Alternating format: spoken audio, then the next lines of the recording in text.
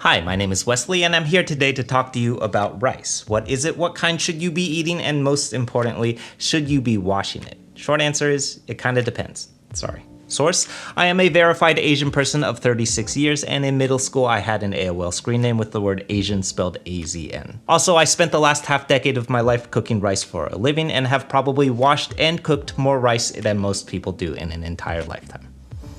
So let's start with the question that we're all here for. Should you be washing your rice? And well, that kinda just depends. How many do you currently give? First off, when we say wash, that doesn't mean that you should be using soap and water because it's dirty, and definitely don't do that Uncle Roger thing where that lady washed cooked rice. The reason that we need to wash, or in other words, rinse the rice before we cook it is because when the grains are processed, there can still be residual starch left behind coating the rice grain. If we don't wash that starch off, it would be the equivalent of adding about a quarter cup of cornstarch to your rice pot before cooking it, which would in turn do exactly what you're imagining right now. It results in a mushy porridge-like texture to your rice. Standard wisdom will tell you that we should be rinsing our rice, as Nai says, until the water runs clear. But Nai, I've been washing this for 30 minutes and it's still not clear. Do I really have to keep rinsing it? Yes, until it's clear, Wesley.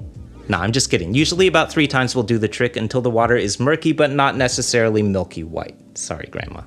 Now, the question remains though, does my specific type of rice have a lot of starch in it? And that kinda just depends on what kind of rice you have. There are a lot of different kinds of rice, and I'm not gonna sit here and try and make an exhaustive list of the single most pervasive ingredient in all of Pan-Asian cuisine, but in my opinion though, I think there are 5 main groups worth talking about today. First up is my personal favorite, which is Jasmine rice. It's a variety of long grain rice known for the aromatic quality that it gives off when cooked. Jasmine is slightly more expensive than its alternatives, but I personally find it to be softer and fluffier than other long grain varieties, which makes it a great pairing for stir fries, curries, stews, and so on. It is slightly more expensive than its alternatives, but I personally find it to be softer and fluffier than other long grain varieties, which makes it a great pairing for things like stir fries, curries, stews, and so on. Jasmine, in my opinion, is also a relatively clean grain of rice, meaning that it has less starch coating its grains in its raw state than most do, which means that if you are currently low on to give for dinner tonight and you're eating Jasmine rice, you may actually be able to skip the wash today. When you see folks saying things like, you don't really need to wash your rice, they're probably eating Jasmine rice. Next up on my list is Texas long grain, which is probably the cheapest and most affordable of varieties that we'll talk about today. Because it is the cheapest variety, this is also the version that you'll see in a lot of Chinese takeout restaurants the most often too.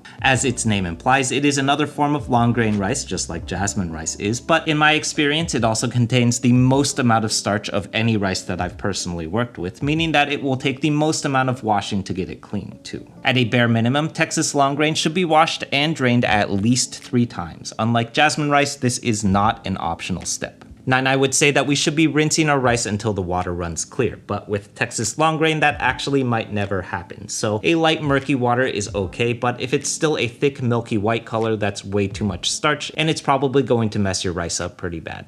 Third up on my list is probably the grain that I should talk about pretty urgently before about a third of y'all start yelling very loudly, which of course is Basmati rice. Basmati is another variety of long grain rice that is predominantly found in Southeast Asian and or Indian cuisine. Similar to Jasmine rice, I've personally found that Basmati can get away with little to no rinse cycles depending again on how many you currently give. Unlike pretty much every other rice that we'll talk about today, Basmati has the unique quality that its starch molecules don't gelatinize when cooked, which means it yields this wonderfully loose, pebbly texture that doesn't clump together once cooked. Colloquially, in my opinion, Basmati rice is the most difficult to eat with chopsticks because of this quality. Next up is my personal favorite short grain rice, which is the Japanese rice, or more commonly sushi rice. Personally, I think that Japanese short grain is perfectly acceptable to eat with stir fries and curries, just as you would with Jasmine rice. Because of its shorter grain, sushi rice has the naturally occurring quality of sticking together into clumps, which makes it great for, well, sushi rolling and other shape making.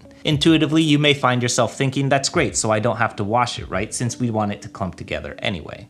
False. Don't do this. While it is true that we do want our rice to stick together and hold a form for sushi, we still want it to have independent grain structures too. So we still want to make sure that we aren't cooking a whole bunch of starch into the rice. Last up is probably the grain that you've come across least frequently, but is still a key ingredient in a lot of the foods that you've eaten, which is glutinous or sticky rice. Glutinous rice, true to its name, is, well, very sticky, and I don't mean like it clumps together a lot like sushi rice. I mean that it literally feels like there's a quart of glue in the rice. Iconically, you'll recognize sticky rice as the grain that's used in things like the Chinese zhongzi rice dumpling, fan tuan rice rolls, Thai sticky mango rice, and many other things. In Southeast Asian cooking, it is also commonly referred to as sweet rice because of its slightly sweet quality, making it very popular in Southeast Asian desserts. Sticky rice, despite what your intuition may be telling you, still must be rinsed quite a bit though, and in fact actually contains a pretty high amount of starch in its raw state. Don't make the mistake of skipping the wash on your sticky rice, or else the grains will bind together into a sort of sticky rice monolith, which is not very good. Okay, so that's all for today. I am well aware that we skipped a bunch of different varieties of rice in this video, and that's because they are all terrible. Feel free to tell me why in the comments. I'm kidding, please don't be mad.